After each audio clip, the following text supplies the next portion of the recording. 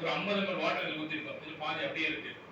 இந்த 50 ml water வந்து டிவியில காட்டுற விளம்பரம் உண்மையா இருந்தா இந்த தண்ணி முழுதும் உள்ள பச்சரிசன் ஆயிருக்கும், இழுத்துக்கூடல, மேல ஈரமா இருக்கக்கூடாதுல்ல. சரிங்களா? காய்ச்சல் அப்படியே கொண்டு வருவாரு. இந்த கையில இப்படி தொட்டு பாருங்க, எங்க ஈரமா இருக்கா? சரிங்களா? இது அப்படியே ஒரு 2 முறை செக் பண்ணி சொல்லுங்க. அப்போ இதெல்லாம் வந்து நம்ம வீட்டு பெண்கள் பயன்படுத்திட்டு இருக்காங்க. இது ஆரோக்கியம் அப்படின்னு நினைச்சிட்டு இருக்கிறோம். ஆனா அந்த கையில ஈரம் ஒட்டும். ஆனா இதை நம்ம வீட்டில் இருக்கக்கூடிய பெண்கள் வெளியில சொல்ல மாட்டாங்க. அதே கஷ்டத்துல இருப்பாங்க. ஒரு வேலைக்கு போற பொண்ணை நீ கற்பனை பண்ணி பாருங்க.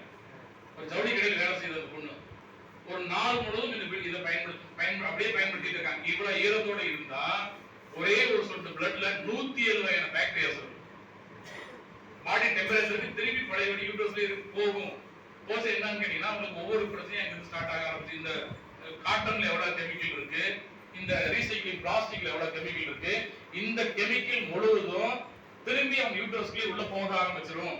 இது ஒரு நாள் 2 நாள்ல 7 வருடம் இந்த நாப்கின் பயன்படுத்தினா சின்னதோ பெருசோ ஒரு யூட்ரஸ்ல அவங்களுக்கு ஒரு ப்ராப்ளம் நிச்சயமா இருக்கும். அது எந்த விதமான சந்தேகமே இல்லை. அப்ப இது நல்லது அல்ல, இது கெடுதல் நமக்கு தெரியும். இல்லைங்களா? இப்ப ஈரம் இருக்கா இல்லைங்களா? அதுல இல்லைங்களா? ஈரம் இருக்குல்ல. அப்ப இந்த ஈரத்தோட ஒருத்தர் எப்படி இருக்க முடியும்? இப்ப பூச்சி சுபாவம் காலேஜுக்கு போய் மாத்துறதுக்கு ஸ்கூல் படிக்கிற காலகட்டத்தில் பாத்ரூம் ஃபெசிலிட்டி கம்மியா இருக்கு, அதனால மாத்த முடியாது. ஃபுல் டே பயன்படுத்தி இருக்கு. திருப்பி பழையபடி ப்ராப்ளம். நான் என்ன பண்ணுவேன்? மறுபடியும் கடையில் போய் வாங்கிட்டு வந்துடுவேன். சரிங்களா? மறுபடியும் ப்ராப்ளம், மறுபடியும் கடையில் போய் வேண்டாம். ஆனா இதுதான் ப்ராப்ளம் கடைசி வரை தெரியவே போயிடுச்சு. எனக்கு என்னைக்கு தெரிஞ்சதோ அன்னைக்கு அலர்ட் ஆகி மாத்தினேன். இன்னைக்கு ரொம்ப ஆரோக்கியமா இருக்காங்க. திருப்பி வந்து அந்த ஸ்கூல்ல மாத்த முடியாது. ஸ்கூல்லயும் அது பெருசா சொல்லி தரது இல்ல, வீட்லயும் பேரண்ட்ஸ் பெருசா சொல்லி தரது இல்ல. ஏன்னா அவங்களுக்கு தெரிஞ்சதான் சொல்லி தருவாங்க. ஆனா நம்ம முன்னோர்கள் கிளியரா இருந்தாங்க இந்த விஷயத்துல. ஸ்கூல்ல தான் கொடுக்குறாங்க. அப்போ இது அப்படியே புரிஞ்சு எடுங்க சார். இதுல எவ்வளவு தண்ணி இருக்குன்னு பாருங்க. எவ்வளவு ஊத்தணும்?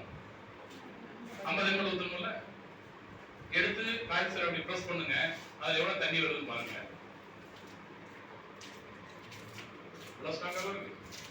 அந்த கெமிக்கல் அதை காட்டில பிரச்சனை பண்ணும். வருதுங்களா? திருப்பி இந்த டம்ளர் ஊத்துறீங்கன்னா டம்ளர் ஃபுல் ஆயிடும்.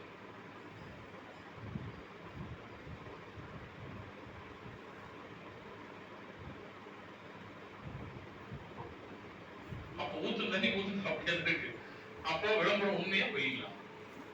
10 தடவை ஒரு சோப்பு போட்டு வாங்கிட்டு ஆகும். இந்த பக்கம் திரும்பினா அந்த சோப்பு, அந்த பக்கம் திரும்பினா அந்த சோப்பு விளம்பரம் போட்டா நம்ம மைண்ட்ல ஆட்டோமேட்டிக்கா வந்து கடையில அதான் போய் வாங்குவோம். அதே போல திருப்பி இது நல்லது நினைச்சு வாங்குறோம். அப்படி பிக்சர் இருக்கு. எல்லாமே இப்படி தனி பிக்சர் இருக்கு. அப்ப இது விக்கிறப்ப உள்ள என்ன இருக்கு அப்படின்னு பாத்தீங்கன்னா ரீசைக்ளிங் பிளாஸ்டிக் உள்ள இருக்கு. அந்த ரீசைக்ளிங் பிளாஸ்டிக் அப்படிங்கிறது வந்து சாதாரண விஷயம் இல்ல. இது ரொம்ப சென்சிட்டிவான பகுதியில் படப்ப என்ன கேட்டீங்கன்னா இச்சிங் ப்ராப்ளத்தை உண்டு பண்ணும். பீரியட் முடிஞ்சு எங்க வீட்டுக்காரமா நேரம் நடக்கிறதுக்கு 4 நாள் 5 நாள் இருக்கு. அவ்வளவு கஷ்டம். நான் ஒன்னும் வெக்கப்படல இந்த விஷயம் சொல்றதுக்கு. ஏன்னா உயிர் போய் உயிர் வந்திருக்கேன் வைஃபுக்கு. அவ்வளவு கஷ்டத்தை அனுபவிச்சிருக்கேன். சரிங்களா?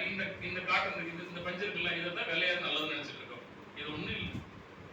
பெட்ல இப்படி வேஸ்டேஜ் காட்டன் இருக்குல்ல, அந்த காட்டன் தான். இதை புரிஞ்சாலும் தண்ணி வரும். சரிங்களா? இது எல்லாமே நமக்கு வேஸ்டேஜ் தான்.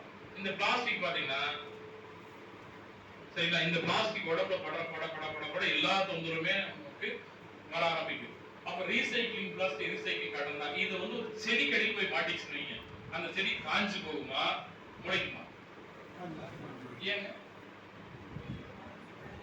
தண்ணி அப்சர்வேஷன் பண்ண விடாது. எப்படி அது வராதோ அதே போல நம்ம கருப்பை பயன்படுத்த குழந்தை இல்லாத பிரச்சனை அப்படித்தான் நமக்கு மனோட அவ்வளவுதான். சரிங்களா? ஓகே. இதுக்கு தீர்வு என்ன அப்படின்னு பாத்தீங்கன்னா நம்ம நிறுவனத்துல ஒரு நாப்கின் இருக்கு. நம்ம நிறுவனத்துல இருக்கு. இது வந்து ரீசைக்ளிங் பிளாஸ்டிக் கிடையாது, ரீசைக்ளிங் காட்டன் கிடையாது. இது பியூர் காட்டன் இருக்கு. இதுலயும் அதே டெமோ நம்ம பண்ணலாம். சரிங்களா? இதுலயும் அதே டெமோ பண்ணலாம். ஃபாஸ்டா பண்ணலாம் சார். இப்ப இதுலயும் அது நம்ம எப்படி 50 மில்லி தண்ணி கொடுத்தோமோ இதுலயும் அதே போல நம்ம தண்ணி கொடுக்கலாம். இது இருக்குதா இல்லையா அப்படின்னு நம்ம செக் பண்ணலாம். சரிங்களா? இந்த நாப்கின் தொடர்ந்து பயன்படுத்தும் யூட்ரஸ்ல கூட சின்ன பிரச்சனைகள் எல்லாமே கிளியர் ஆக ஆரம்பிச்சிடும். ஆனா ஒரு சின்ன விஷயம், இந்த சின்ன விஷயம் நமக்கு தெரியாதோட விளைவுதான் இன்னைக்கு நிறைய பேருக்கு யூட்ரஸ் தொந்தரவு வர காரணமா இருக்கு. இப்ப இதுல ஒட்டிட்டாரு, அதே அளவு தண்ணி இருக்கு. Clear sir? அது என்ன அளவு எடுத்துமோ அந்த அளவுக்கு கொஞ்சம் கூடுதலாவே இருக்கு. இதுல ஊத்துச்சு இப்படி கொஞ்சம்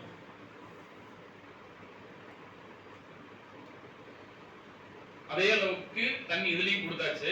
கொடுத்ததுக்கு அப்புறம் நீங்க எப்படி அதை செக் பண்ணீங்களோ அதே மாதிரி இதுல நீங்க கை வச்சு செக் பண்ணுங்க. அந்த ஈரத்தன்மை இருக்கா இல்லையா அப்படின்னு நீங்க செக் பண்ணி பாருங்க. உள்ளதுங்களா இல்லையா? அப்படி உடம்பு புரிஞ்சு மேல இந்த கை திருப்பி வச்சு பாருங்க.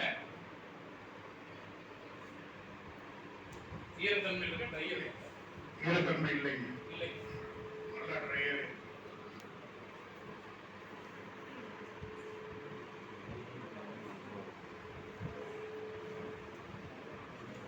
ட்ரையா இருக்கா ஈரத்தன்மை இருக்கா சார்? அதுல சார் சொல்றாரு ட்ரையா இருக்குன்னு சொன்னாரு. மேடம் நீங்களும் சொல்லுங்க, ட்ரையா இருக்கா ஈரமா இருக்கா?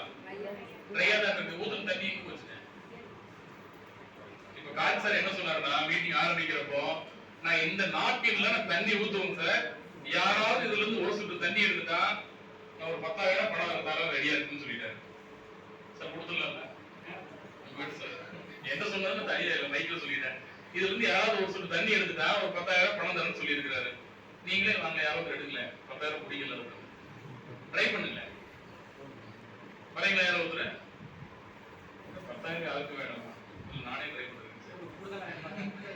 இல்ல எவ்வளவு எக்ஸ்ட்ரா தரீங்களா? எவ்வளவு கொடுக்குறீங்க?